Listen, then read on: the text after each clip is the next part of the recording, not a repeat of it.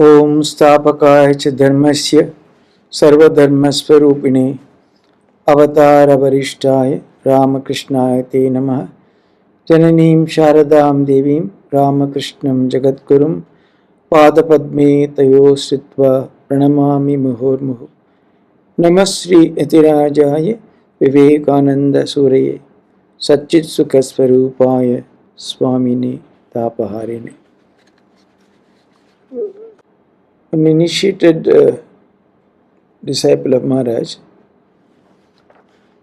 একবার উনি মহারাজের কাছে এসে উনি কথা বলছেন।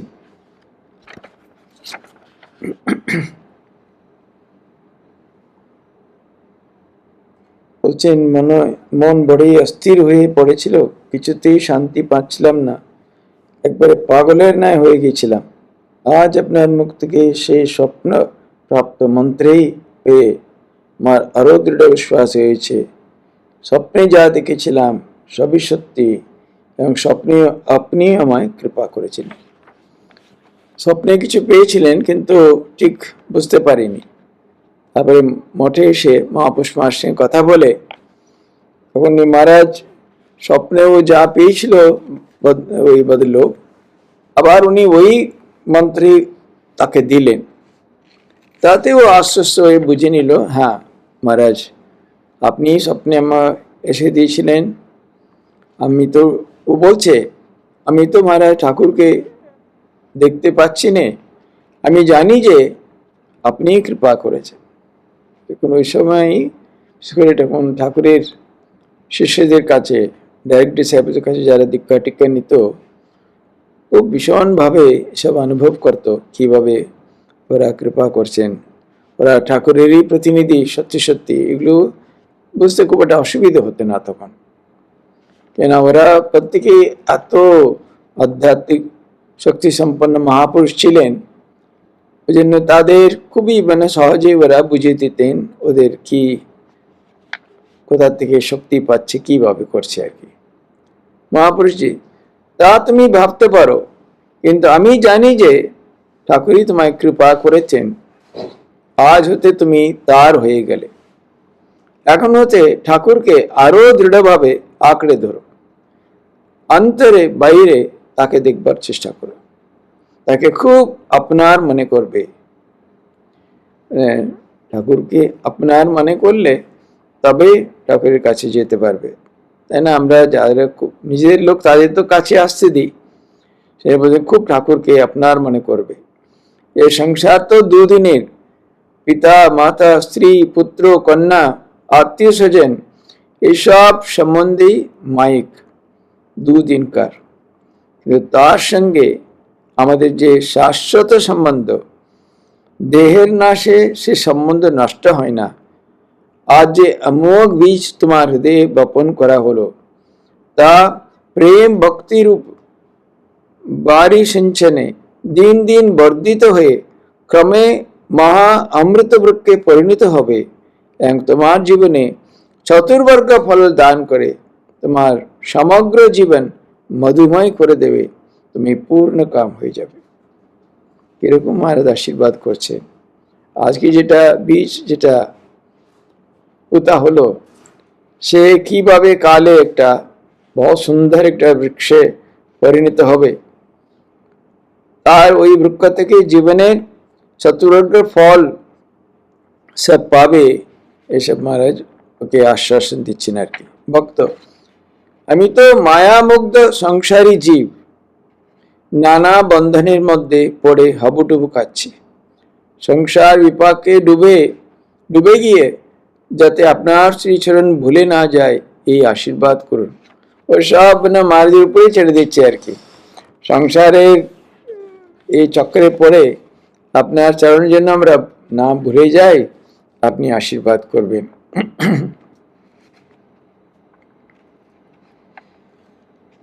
সংসারে কিভাবে থাকতে হবে যাতে একবারে ডুবে না যায় সেই বিষয়ে একটু উপদেশ দিন। এই অধমকে যে করেই হোক ত্রাণ করতেই হবে। খুবই সহজভাবে মহারাজের চরণে শরণাগত হয়ে বলছে, এই সংসারে কিভাবে থাকতে হবে আপনি একটু বুঝিয়ে দিন, নাহলে একবারে আমরা ভেসে যাব। ইহা বলিয়া বক্তাটি অশ্রু নয়নে মহাপুরুষজির চরণ যুগল ধারণ করিলেন। বক্তাটির ব্যাকুলতা দেখিয়া তাহার প্রদীপ্ত মুখমণ্ডল করুণার ছবি ফুটিয়া উঠিল। কম্পিত কণ্ঠে স্নেহ ভরে তিনি বলিলেন, বাবা, তোমাকে তো বলছি যে আজ তোমায় ঠাকুরের চরণে সঁপে দিয়েছি, আর তিনি তোমায় গ্রহণ করেছেন ও তোমার সব ভার নিয়েছেন। তোমাকে গ্রহণ করবেন বলেই তো তোমার প্রাণে দিয়ে প্রেরণা দিয়ে এখানে এনেছেন। আজ তোমার নবজীবন লাভ হল।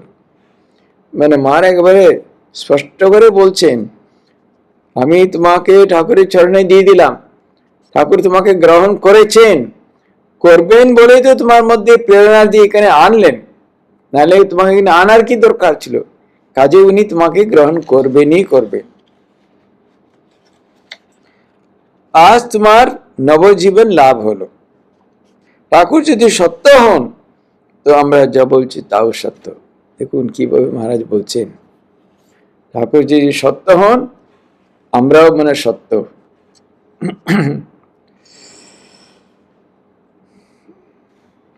তুমি কায় মনোবাক্যে তার শরণাপন্ন হয়ে তোমার সমস্ত ভার তার উপরে সঁপে দিয়ে ঠাকুরকে কাতর প্রাণে ডেকে যাও, ব্যাস, আর কিছু করতে হবে না।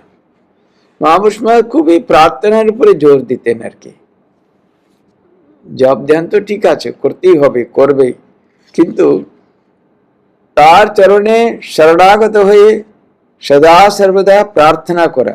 মহারাজ খুব প্রার্থনার উপরে জোর দিচ্ছেন আর কি, যেটা ঠাকুর কাছে উনি শিখেছিলেন। আর কিচ্ছু করতে হবে না, তিনি সর্বাবস্থায় তোমার দেখবেন।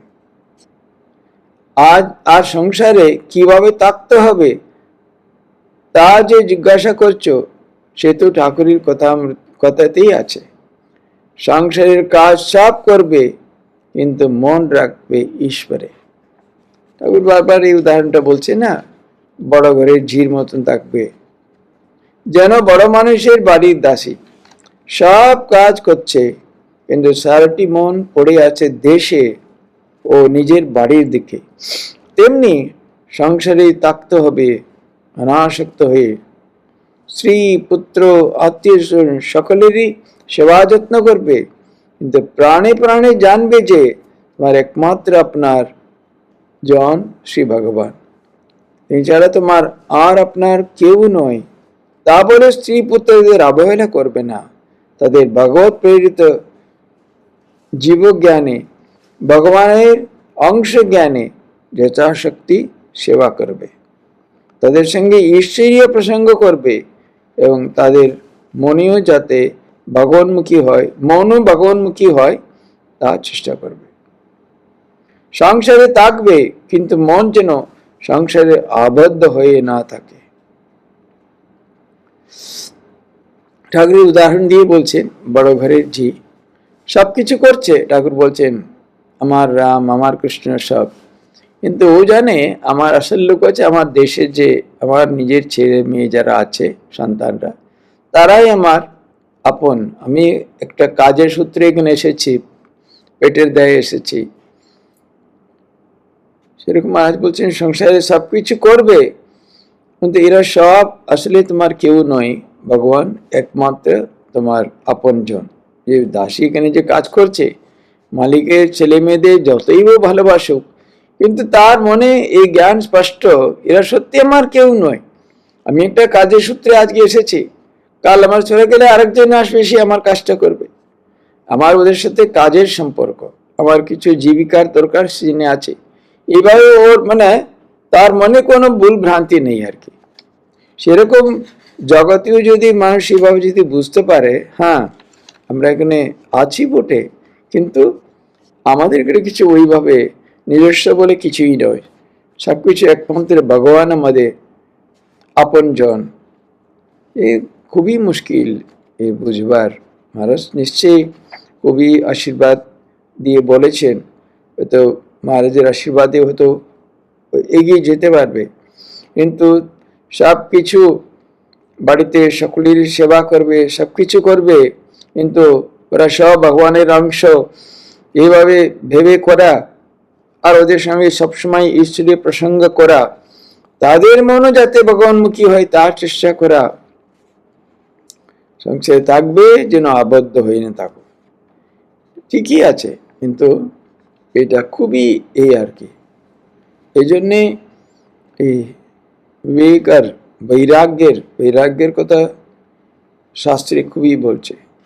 বৈরাগ্য হবে যখন, বৈরাগ্য যখন হবে, তার প্রতি আমার কোনো ইচ্ছা হচ্ছে না, একটা অনীহা, মানে অনেক মিষ্টি খেলাম, একটা দুটো চারটে পাঁচটা, তারপরে ওটা দেখলে যেন একেবারে বমি হয়ে যাবে, একটা অনীহা, বৈরাগ্য ওর প্রতি। কাজে বৈরাগ্য আনতে গেলে মনের এই জগতের প্রতি, ভোগের প্রতি, ওই ধরনের বস্তুর প্রতি, পয়সার প্রতি, টাকার প্রতি, অন্য জিনিসের প্রতি, তার প্রতি ওইরকম একটা অনীহা, একবারে যেন দেখলেই ভালো লাগছে না। ওইভাবে যদি না হলে, এমনি যদি সব ভালো আছে, বৈরাগ্য কেন আসবে, কি দরকার, সব তো ভালো লাগছে, এই ভালো না লাগা, কিছু হলেও জগৎটা, সংসারটা যেখানে আছি আমার ভালো লাগছে না, এই ভাবটা, এই যদি হয় তাহলে কিছু সম্ভব। এখানে বারবার এটা বলছে।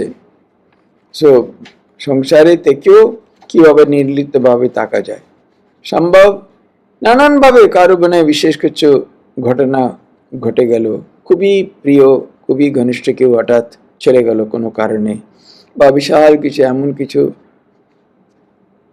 লোকসান হয়ে গেল, কিছু একটা হয়ে গেল, ওই জন্যে ওই রকম কিছু একটা কোনো কারণে না হলে করতে করতে করতে করতে ভগবানের প্রতি প্রার্থনা করতে, এই করতে, ওইসব বিষয়ে যদি ভালো, সাধারণ কি আমরা একটা জিনিসটা থাকলে, কোনো একটা মিষ্টি আছে, নতুন কিছু আসলো, এটা আমরা অনেকদিন ধরে খাচ্ছি, আজকে একটা নতুন জিনিসটা আসলো, তখন এর প্রতি যদি আকর্ষণ হলে তো এটা চলে যাবে ন্যাচারালি। একটা অনেকদিন ধরে আমরা রোজই মানুষ রসগোল্লা খাচ্ছি, আমরা আজকে খুব সুন্দর একটা রসমালাই বা কিছুটা নিয়ে আসলো, মন ওর প্রতি আকৃষ্ট হলে তো এটা ছাড়া যাবে। ভগবানের প্রতি যদি আকৃষ্ট হয়, প্রার্থনার মাধ্যমে, জপের মাধ্যমে, ওই ধরনের গ্রন্থাদি পাঠের মাধ্যমে, আর সৎসঙ্গের মাধ্যমে, কারোর সাথে আলোচনা করার মাধ্যমে, গুরু কৃপাতে যেমন ভাবেই হোক, ওরকম যদি কিছু অন্যদিকে আকর্ষণ যদি অনুভব করলে, তখন জগতের প্রতি একটা মনের মধ্যে অনীহা হবে। নাহলে এটা তো রোজই খাচ্ছি, এটা ভালোই লাগছে, এটাই চলুক, এটা মনে হবে না, না এর প্রতি আমার এখন আকর্ষণ, আমার জপ করার আকর্ষণ, ধ্যান করার আকর্ষণ, ভগবানের কিছু কীর্তন গাওয়ার আকর্ষণ, ওর সম্বন্ধে কথা বলার আকর্ষণ, এ ধরনের যদি হলে তখন এদিক থেকে আমরা বেরিয়ে আসতে পারবো। নাহলে যে পরিস্থিতিতে আমরা আছি সেগুলো ভালো লাগছে, ওখান থেকে আমরা কোন দুঃখে ছেড়ে যাব, ওটা তো ঠিকই আছে, তো আমাদের ভালোই লাগছে, কেন আমরা ওটা ছেড়ে যেতে যাব? আর ঠাকুর বলতেন বিচার করা খুব দরকার, সংসার অনিত্য, ঈশ্বরই একমাত্র নিত্য ও সত্য বস্তু। ঢাকায় কি হয়, ভাত হয়, ডাল হয়, কাপড় হয়, থাকার জায়গা হয়, এই পর্যন্ত, কিন্তু তাতে ভগবান লাভ হয় না। অতএব টাকা কখনো জীবনের উদ্দেশ্য হতে পারে না, এর নাম বিচার। সত্যি এটাই তো বিচার। কিন্তু যে ভগবানের প্রতি আর ঈশ্বর সম্বন্ধীয় কিছুর মধ্যে আমাদের রুচি, আকর্ষণ, সেই যদি না হয়, তাহলে এই জাগতিক যা আমরা পাচ্ছি, টাকা পয়সা, জিনিসপত্র, এই তো আমাদের খুবই ভালো লাগবে না, ওটাই ভালো মনে হচ্ছে, সেজন্য ওদের থেকে আমাদের মন, এটা থেকে সরতে গেলে অন্য কিছু, অন্যদিকে, ভগবানের দিকে, ঈশ্বর সম্বন্ধীয় সেরকম একটা রুচি হলে তখন আমরা এটা ছাড়তে পারবো। খুব বেশি ওয়ার্ল্ডলি অ্যাম্বিশন, সাংসারিক উচ্চাকাঙ্ক্ষা, মনে স্থান পেতে দিও না। একটা মহারাজ সুন্দরই করলেন, এটা হবে, এরপরে ওটা হবে, ওটা ওটা না, যেটা আছে ঠিক আছে, সংসার ভালোভাবে চলে যাচ্ছে, মোটামুটি থাকা খাওয়ার পড়ার কোনো অভাব নেই, সেইভাবে সন্তুষ্ট থাকা। কেননা যত বেশি দায়িত্বে নেওয়া হবে তত বেশি ঝামেলা, তত বেশি আরও এই করতে হবে নানানভাবে।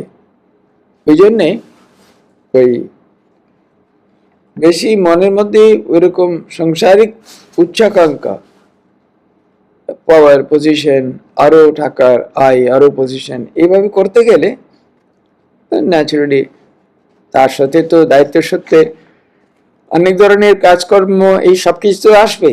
এখন যদি 8 ঘন্টা করলে তখন 10 ঘন্টা করতে হবে, তার মানে আর জব করার, ধ্যান করার, প্রার্থনা করার সব সময় কমবে। কাজে খুব বেশি জাগতিক দিকে উন্নতি করতে গেলে ভগবানের প্রতি সম্ভব নয় আর কি।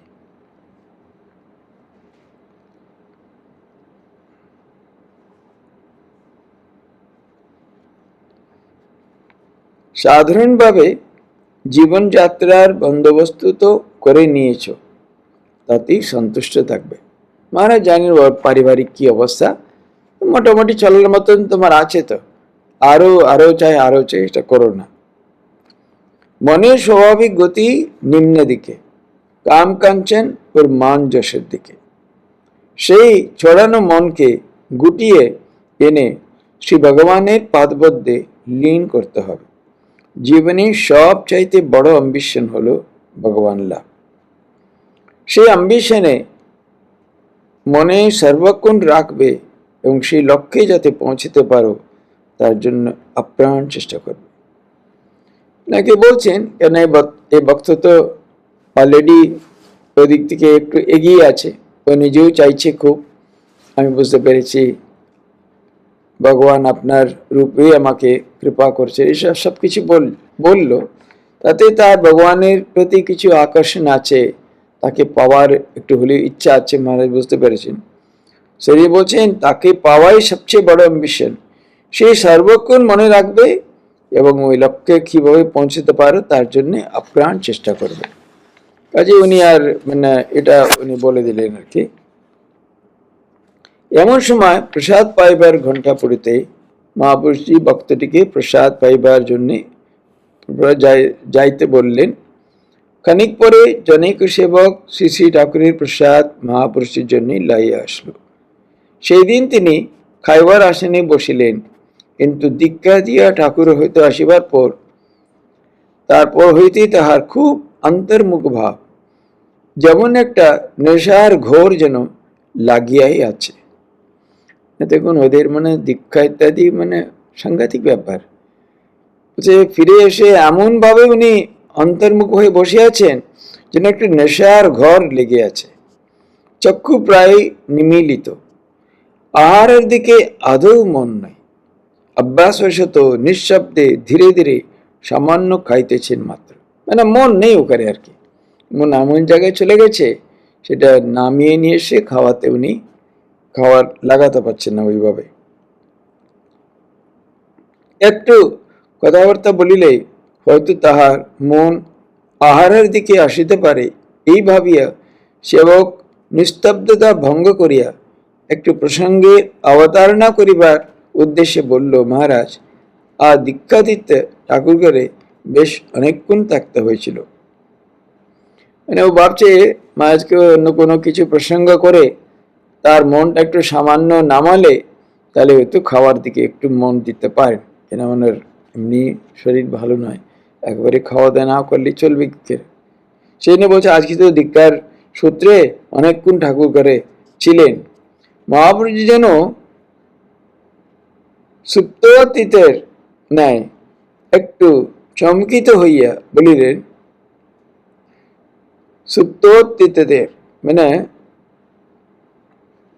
ঘুম থেকে যেন উঠেছেন এইভাবে একটু চমকিত হইয়া বললেন, হ্যাঁ, আহা, লোকটি খুবই ভক্তিমান, ওর উপর ঠাকুরের বিশেষ কৃপা আছে, তা না হলে অত ভক্তি হয় না। না, এই ভক্তটি এত আন্তরিক, একেবারে মনের সব কিছু খুলে মহারাজকে বলে দিল, কিভাবে মহারাজ একমাত্র তার আশ্রয়স্থল এইভাবে। তো তার ভক্তি দেখে উনি অভিভূত আর কি। উনি বলছেন মানে এটা ঈশ্বরের কৃপা না হলে এটা হয় না। কার কেমন আধার দিক্কার সময় তো বেশ বুঝতে পারা যায়।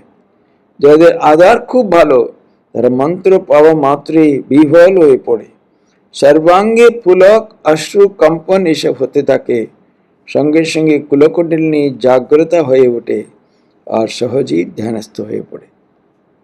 মানুষের দিক্কার সময় কি পরিষ্কার বোঝা যায় কি কেমন কোন ভক্ত কি ধরনের আধার কি কেমন সব পরিষ্কার বোঝা যায়। ওইরকম সত্যি সত্যি উপযুক্ত আধার হলে তারা মন্ত্র পাওয়াই সঙ্গে সঙ্গে এমন তাতে একবারে বিভোর হয়ে যায়, তাদের সর্বাঙ্গে পুলক, চোখে অশ্রু কম্পন এসব হতে থাকে, কুলকুণ্ডলিনী জেগে যায়, সাথে সাথে ওরা ধ্যানস্থ হয়ে যায়। এই ভক্তটিকে দেখলাম তাই মন্ত্র শোনা মাত্রই সর্বাঙ্গে কম্পন ও একটু পরেই পুলক হতে লাগলো এবং ক্রমে ধ্যানস্থ হয়ে পড়ল। তার অবস্থা থেকে মহাপুরুষ বললেন মানে বিশেষ ভক্ত আর কি। আর কি প্রেমাশ্রু দু চোখের কোণ দিয়ে ধারা বইয়েই পড়েছিল, তাই দেখে আমারও খুব আনন্দ হচ্ছিল। কেন ঠিক ঠিক কোনো শিষ্যকে উনি দীক্ষা দিলেন, তার মানে খুব ভালো আর কি। ঠিক ঠিক ভক্তকে মন্ত্র দিয়ে খুবই আনন্দ হয়, মন্ত্র দেওয়া সার্থক হয়। যাদের মন্ত্র পাওয়ার ঠিক সময় হয়েছে তাদের হৃৎপদ্ম যেন বিকশিত ও উন্মুখ হয়ে থাকে এবং মন্ত্র পাওয়া মাত্র ও যেন সযত্নে আঁকড়ে ধরে।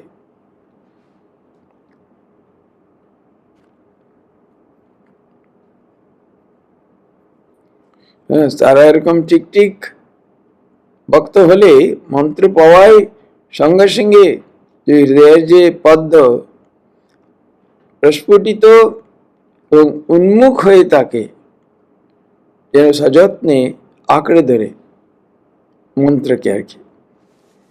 আমার কেবলই মনে হচ্ছিল ঠাকুরের দয়ার কথা। আহা, তিনি কত ভাবে কত লোককে কৃপা করছে, দেশ বিদেশে কত লোক যে তার কৃপা পাচ্ছে তার ইয়ত্তা নেই। ধন্য প্রভু। এই ভক্তকে দীক্ষা দিয়ে মহারাজ খুব আনন্দ হয়েছে আর কি। বারবার উনি বলছেন সেবক দীক্ষা মন্ত্র পাওয়ার সঙ্গে সঙ্গে সকলের তো মহারাজ এতটা উদ্দীপন হয় না, এত উঁচু আধার নয়, আপনাদের কৃপা পেয়ে তাদের কি কোনো কল্যাণ হবে না? সেবক বলছে, বোধহয় নিজের কথাটাই জিজ্ঞেস করছে কে জানে। বলছে দীক্ষা মন্ত্র পাওয়ার সঙ্গে সঙ্গে মানে সকলেরই আমরা জানি সকলেই তো এত উদ্দীপন হয় না, কিন্তু ওরা এতটা এত আধার নেই হয়তো, কিন্তু আপনাদের কৃপাতে মহারাজের কাছে দীক্ষা নেওয়া মানে মহারাজের কৃপা পাওয়া, তাদের কি কোনো কল্যাণ হবে না? মহারাজ তা কেন হবে না, তাদেরও হবে, তবে একটু দেরিতে হবে।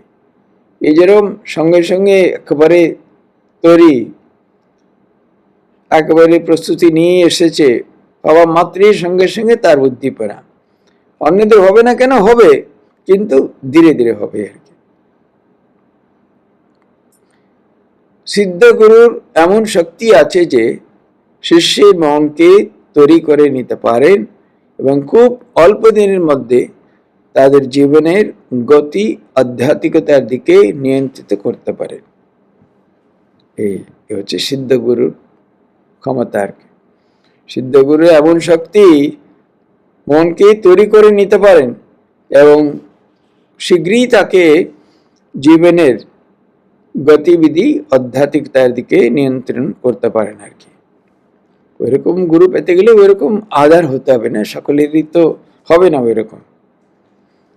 সিদ্ধ মন্ত্রের শক্তি অমোঘ।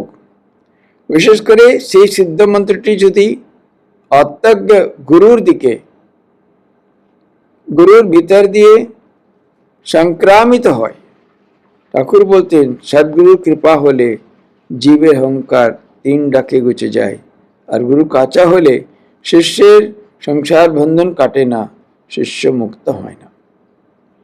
বলছে ওই এমনি তো সিদ্ধমন্ত্রের শক্তি তো একেবারে প্রবল অমোঘ, বিশেষ করে সেটা ওইরকম একটা সিদ্ধ গুরুর যার আত্মজ্ঞান হয়েছে ওই রকম গুরুর ভিতর দিয়ে যদি সংক্রামিত হয়, ওইভাবে যদি আসে, তাহলে তো আরো তার ক্ষমতা বেশি আর কি।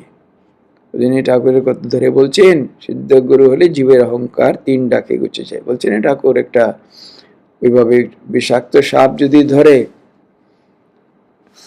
তাকে বলে কোবরা, ওই রকম যদি ওই সাপ যদি ধরলে ব্যাঙের 3 ডাকে গুছে যায়।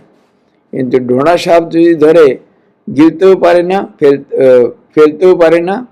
সাপেরও অবস্থা দুরবস্থা, আর ব্যাঙেরও ওই অবস্থা। সেজন্য বলছেন কাঁচা গুরু হলে সংসার বন্ধন কাটে না, শিষ্য মুক্ত হয় না। তো আমাদের অনেকের মধ্যে এরকম মনে হতে পারে, তাহলে মিশনে তো এরকম লক্ষ লক্ষ সবাইকে এরা দীক্ষা দিচ্ছে, এরা সবাইকে এরকম সিদ্ধ গুরু, এ তো ওদের পেলে আমাদেরকে সঙ্গে সঙ্গে মুক্তি হয়ে যাবে। মিশনের দীক্ষার পদ্ধতির একটা বিশেষতা রয়েছে। প্রথম কথা হচ্ছে এসবের যেগুলি গেলে মারা যেগুলি বলেননি, একটা পরম্পরার একটা শক্তি রয়েছে। ঠাকুরের পরে ঠাকুরের ডিসাইপলস, বা মায়ের পরে মায়ের শিষ্য, তাদের শিষ্য, তাদের শিষ্য, পরম্পরা ক্রমে এটা চলে আসছে। হঠাৎ আমি ইচ্ছা করলে ওখানে গিয়ে বসে যাব, কাল থেকে দীক্ষা দেবো, তা তো নয়। তাদের শিষ্য যেরকম ওদেরকে সারা সংঘ মিলিয়ে তাদেরকে চুনে নির্বাচিত করে ওই জায়গায় বসানো হয়। তাদের যে পরম্পরার একটা শক্তি ওইভাবে আছে, এবং তারা বরাবর বড়রা যেরকম সিদ্ধ মন্ত্র দিয়ে এসছে, তাদের কাছ থেকে গুরু এরাও ওই মন্ত্র পায়, সেইভাবে সেই মন্ত্রী ওরা দীক্ষার সময় ব্যবহার করে, সেই দিয়ে দীক্ষা দেয়।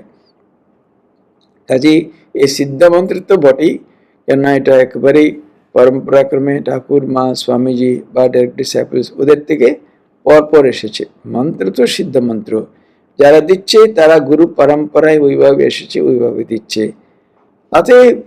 তাছাড়া আমাদের এইতে পরম্পরাতেই গুরুর কাজ হচ্ছে কি ঠাকুরের কাছে আমাদের ঠাকুরের দিকে একটু এগিয়ে দেওয়া বা দেখিয়ে দেওয়া। ঠাকুর বলছেন না, 3 জন ডাকাত সত্য রজ তাম ধরেছে একজন ব্যক্তিকে, যে তামগুড়ি বলছে কেটে ফেলো, তখন রজগুণী বলছে না কাটবে না, ওখানে বেঁধে টেঁধে আমরা করে দিই। ওরা বেঁধে নিতে ছেড়ে দিল। সত্যগুণ তাকে এই বন্ধন সবগুলো দিয়ে বললো যাও, এই তোমার ঘর। তো বলছে তুমি এসো না, আমি ওখানে আসতে পারবো না, পুলিশ ধরবে আমাকে। তার গুরু একটা জায়গা পর্যন্ত এগিয়ে যেতে পারে, তারপরে নিজের সাধনার ফলেই সাধককে এগোতে হবে, তার জীবনের লক্ষ্যে বা উদ্দেশ্যে গিয়ে পৌঁছতে হবে। অতএব শুধু গুরুই সব করে দেবে এইভাবে আশা করাটা এই নয়। তো এই জন্য পরম্পরা এতে পেয়েছে, আর আমাদের যারা গুরুরা ঠাকুরের কাছে আমাদের সবাইকে ওরা তার পায়ে তার চরণে সম্পদ দিচ্ছে, তখন আমরা তার মন্ত্রের, তার সাধনার মাধ্যমে ঠাকুর চরণ ধরে ঠাকুরের আশ্রয় নিয়ে প্রার্থনার মাধ্যমে নিজেদের জপ ধ্যানের মাধ্যমে ধীরে ধীরে আধ্যাত্মিক জীবনে আমরা এগোতে পারি। তাহলে মা স্বয়ং একটা ছেলেটাকে দীক্ষা দিয়ে বলছে, এ দিলাম বাবা দীক্ষা, আমি তোমার মা, ঠাকুরই তোমার গুরু আর ঠাকুরই তোমার ইষ্ট। আরে তুমি এই তো আমাকে দীক্ষা দিলে, তুমি তো আমার গুরু। না আমি গুরু নয়, আমি তোমার মা। সে শুনছে না, বলছে ভালো করে দেখ। সে দেখলো তার মায়ের জায়গায় নিজের গর্ভধারিণী মা বসে আছে। একবারে বিহ্বল হয়ে অজ্ঞান হয়ে পড়ে যায়।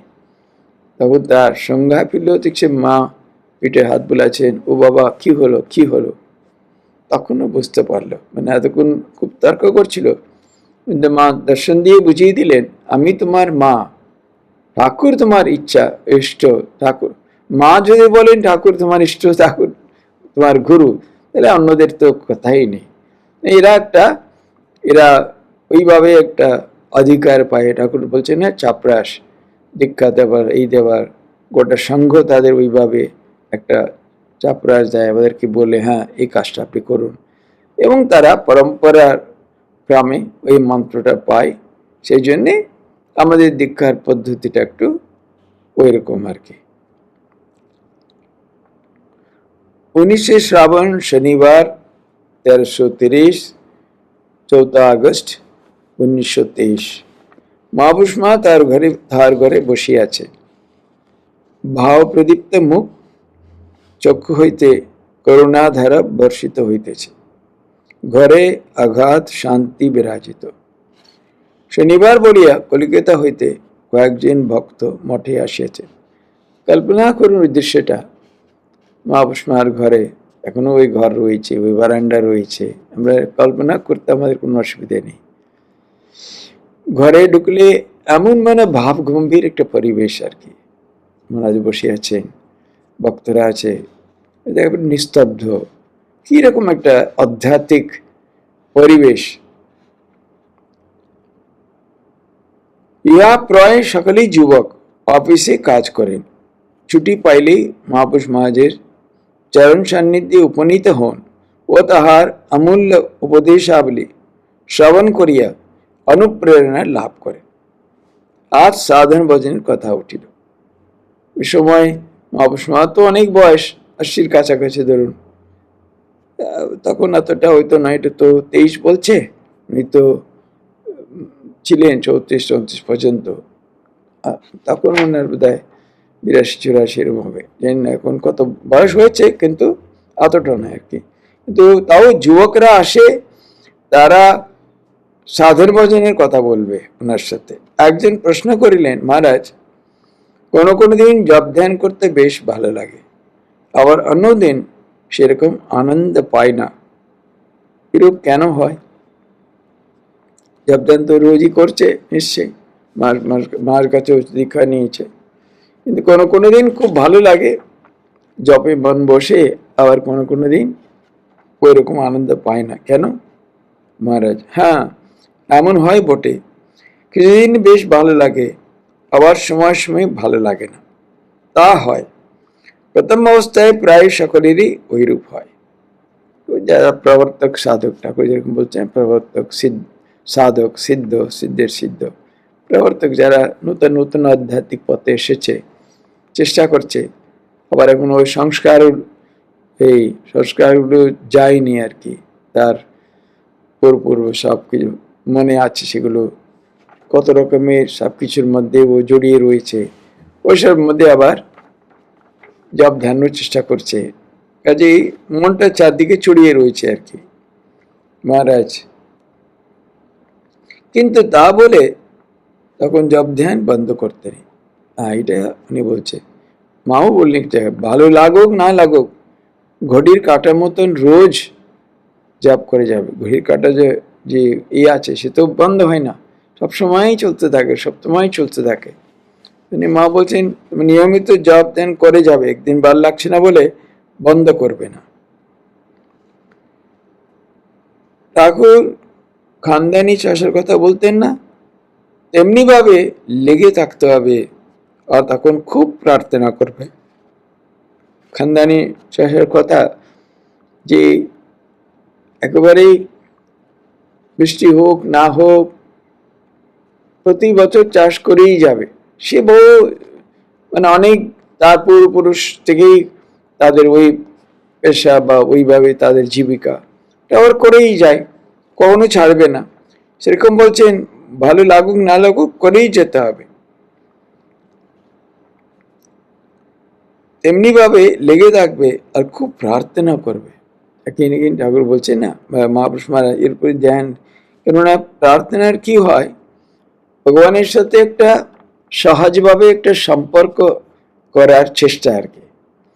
জপেও মন এদিক ওদিক হওয়ার সম্ভাবনা রয়েছে, জপ করে যাচ্ছে হয়তো, কিন্তু মন অন্য জায়গায়। ধ্যানের তো কথাই নেই, একেবারে সম্পূর্ণভাবে মন অন্য কোথাও, ধ্যানও আবার হয়তো চেষ্টা হচ্ছে, কিন্তু এই প্রার্থনাতে অন্যদিকে মন যাওয়ার সম্ভাবনা খুবই কম। যদি আমরা সত্যি অন্তর থেকে যদি ব্যাকুল হয়ে প্রার্থনা করা হয়, তখন ভগবানের চরণে নিশ্চয়ই মন থাকবেই থাকবে, এটা বলা যেতে পারে। প্রভু, আমরা সাধনহীন, ভজনহীন, সংসারে রয়েছি, আমরা দুর্বল, আমাদের তেমন সময় শক্তি কিছুই নয়, তুমি কৃপা করে মন ঠিক করে দাও, যেন তোমাকে ভালোভাবে ডাকতে পারি। তুমি ভিন্ন আমাদের কেউ নেই, আমরা অতি দুর্বল। তুমি যদি শক্তি না দাও তবে কি করে তোমায় ডাকবো। এইভাবে খুব প্রার্থনা করবে বাবা। প্রার্থনা করো শুধু বলছে না, কিভাবে প্রার্থনা করবে সেও শিখিয়ে দিচ্ছে। একেবারে খোলা মনে ভগবানকে বলা, আমি তো কিছুই জানি না, তুমি শক্তি না দিলে আমি তোমাকে ডাকতে পারবো না। তোমাকে তো ডাকতেই হবে, আমার জীবনের উদ্দেশ্য, কিন্তু আমি নিজের শক্তিতে তোমাকে ডাকতে পারবো না। তোমাকে ডাকতে গেলে ওই শক্তি তোমাকেই প্রদান করতে হবে। ওইভাবে ব্যাকুল হয়ে প্রার্থনা করো। ঠাকুর বলছে না কিভাবে এ করতে হবে আমি জানি না, সেও ভগবানের কাছে প্রার্থনা করে কি করে তোমাকে ডাকবো সে তুমি শিখিয়ে দাও, সেরকম আর কি, তবে তো তার দয়া হবে। দেখো না শ্রী শ্রী ঠাকুর কেমন করে মাকে ডাকতেন।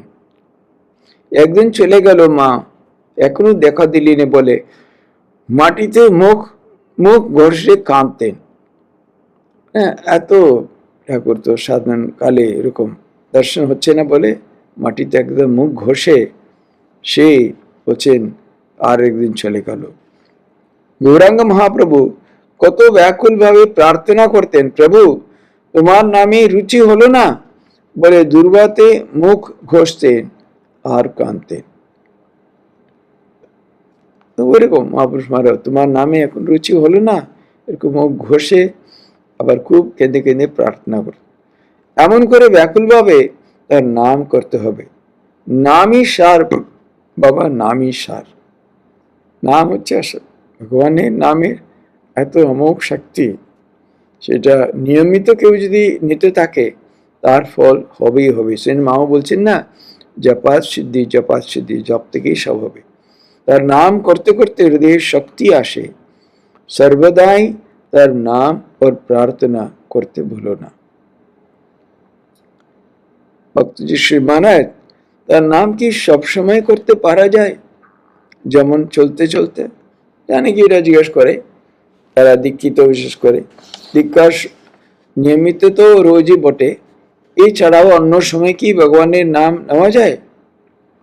মহারাজ নিশ্চয়ই, জপের কোনো কালাকাল নেই, যখনই সময় পাবে তখনই তার নাম করবে।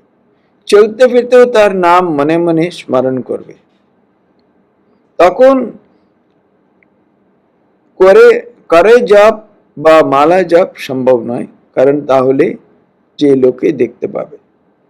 ভগবানের নাম খুব গোপনে করতে হয় যেন লোকে টেরও না পায়। মহারাজ বলছেন জপের কোনো সময় টময় না, কালাকালের ব্যাপার নাই, যখনই সময় পাবে নিশ্চয় করবে। এটা কোনো বিধি নেই কখন করা যায় না, এরকম কিছু নয়। চলতে ফিরতেও করা যায়, কিন্তু ওই সময় তো কার জপ বা মালা জপ করলে সবাই দেখতে পাবে, মানে অতি গোপনে করবে যেন লোক টেরও না পায়। আর তার স্মরণ মানন করবে সর্বক্ষণ, মনে মনে তাকে মনে রেখে, মনে মনে তাকে সবসময় স্মরণ রাখবে।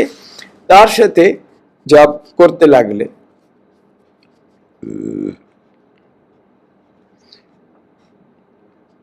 একটা অভ্যাস জমিয়ে নিতে হয়, মানে সবসময় করা, মানে ফাঁকা পেলে ওটা করা।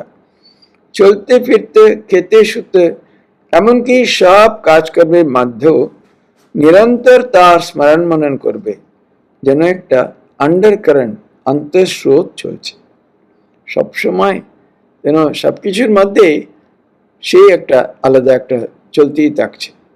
তার মানে মূলত প্রধানত তার নাম, তার স্মরণ মনন, তার সম্বন্ধে ভাবা এ করা, সেটাই জীবনে যেন প্রধান কাজ, প্রধান উদ্দেশ্য, প্রধান লক্ষ্য বলতে পারে। সবকিছু তার সাথে সংসারের কিছু থাকে, সেগুলি যেন উপর করা হয়, কিন্তু মনের গভীর স্থলে সবসময় তার চিন্তা, তার জপ, তার স্মরণ, তার মনন, এইভাবে যদি জীবন করে নেওয়া যায় তাহলে কোনো অসুবিধা নেই। তখন বলছেন না একেবারে একটা যেন আন্ডার কারেন্ট ভিতরে ভিতরে যেন চলছে। কিভাবে বলছেন, একটু জমিয়ে নিতে হবে। চলতে ফিরতে, খেতে শুতে, এমনকি সব কাজকর্মের মধ্যেও নিরন্তর তার স্মরণ মনন, যেন একটা আন্ডার কারেন্ট চলছে ভিতরে ভিতরে। বলছেন মা দিনে 1,00,000 জপ করলেন, আমরা পড়ি বই, কি করে সম্ভব? সমস্ত কাজ করছে কিন্তু ভিতরে সদা সর্বদা মনে মনে জপ চলতেই থাকছে আর কি।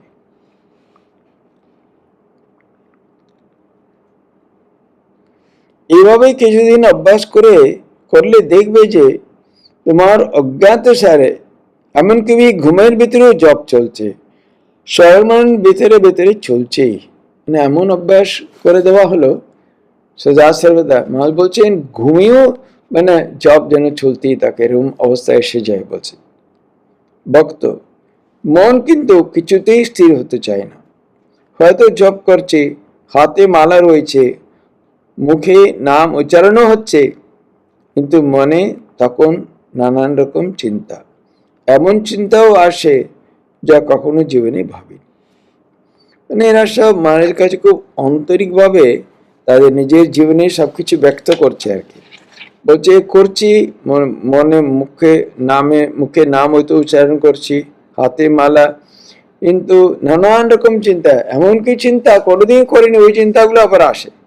মানে হ্যাঁ, এই মন বেটায় যত গোল করে, এই মনটাকে বশে আনতে হয়, নতুবা এদিক ওদিক নিয়ে বেড়ায়। মনটাকে শান্ত করা, বৃত্তিগুলোকে একেবারে লুপ্ত করা বা আর যেন না থাকে। যোগা চিত্তবৃত্তি নিরোধ, সব বৃত্তির যে নিরোধ বা তাকে রুকাবট বা তাকে একবারে বন্ধ করে দেওয়া, এই তো উদ্দেশ্য। বলছেন তাকে বশে আনতে হবে, নাহলে এদিক ওদিক বেড়াবে।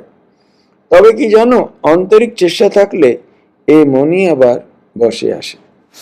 কেননা আমাদের যতই হোক ভগবান লাভ করার এ করার সবকিছুর সবচেয়ে আমাদের বড় ইনস্ট্রুমেন্ট যেটা আমাদের দিয়েছে মন। মন দিয়ে মনের পারে এক সময় যেতে হবে।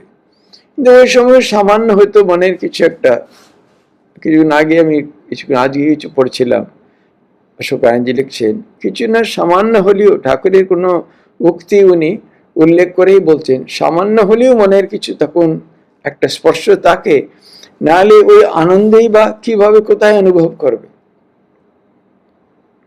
সেদিন কিন্তু মনটা গুটিয়ে নিয়ে আনা হলো, শান্ত হয়ে গেল, কিন্তু একেবারেই সমাধিস্থ ওইভাবে নয় আর কি। এই দুষ্ট মণিপুরি ঠিক হয়ে গেলে গুরুর কাজ করে। সেদিনেই প্রথম মনটা এত এদিক ওদিক চঞ্চল, নানা রকম বাধা বিঘ্ন সৃষ্টি করে, তখন যে একেবারেই যদি কোনোভাবে শান্ত করা যেতে পারে, নালে ভগবানের দিকে ঠেলে দেওয়া যায়, তখন ওই মনে ধীরে ধীরে আবার বসে আসে।